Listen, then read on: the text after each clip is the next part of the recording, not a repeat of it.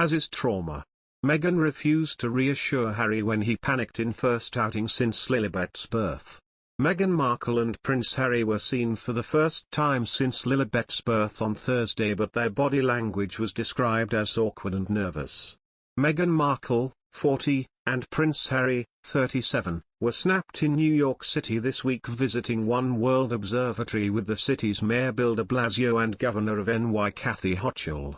This was the royal couple's first public appearance since the Duchess of Sussex gave birth to their daughter Lilibet on June 4. Body language expert Judy James exclusively told a source how nervous Meghan and Harry were, and at times they looked awkward when posing for photographs.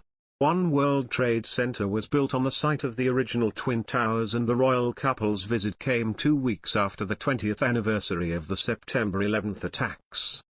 Earlier this month, Meghan and Harry paid tribute to the historical event by changing the homepage of the Archie website to display the names of the almost 3,000 people who were tragically killed. On Thursday, they paid their respects in person. Both wore dark ensembles for their visit as a mark of respect. Meghan had opted for wide-leg black trousers, with a navy roll-neck jumper and a long smart navy coat. Her hair was slicked back into a bun and makeup was minimal. Harry, on the other hand, wore a black suit, white shirt and black tie and shoes. The Duke and Duchess of Sussex were asked if they were enjoying their visit to New York, and Meghan replied, "It's wonderful to be back." A member of the public also shouted, "Beautiful Meghan, I love you," when they exited the building, and Meghan smiled, replying, "Thank you." Looking at the images taken, Judy spoke about the couple's body language with each other and individually. Judy said, dressed in black and adopting some moments of suitably somber body language to suit the venue and site they were visiting, Harry and Meghan also showed some signs of awkwardness or nerves for their first public outing together since the birth of their daughter. Harry, in particular, performed some jacket-touching rituals and barrier gestures to suggest he was slightly ill at ease in front of the press cameras, and some of his small touches, like the steering gesture on Meghan's back and the back touches inside the venue, as well as a couple of glances and words to her as they posed, suggested either a need for or a need to offer reassurance. Meghan's lack of response on one occasion suggested that first outing nerves might have been affecting her too, she continued. Their partial smiles looked rigid, and they were lightening smiles, vanishing as quickly as they had appeared.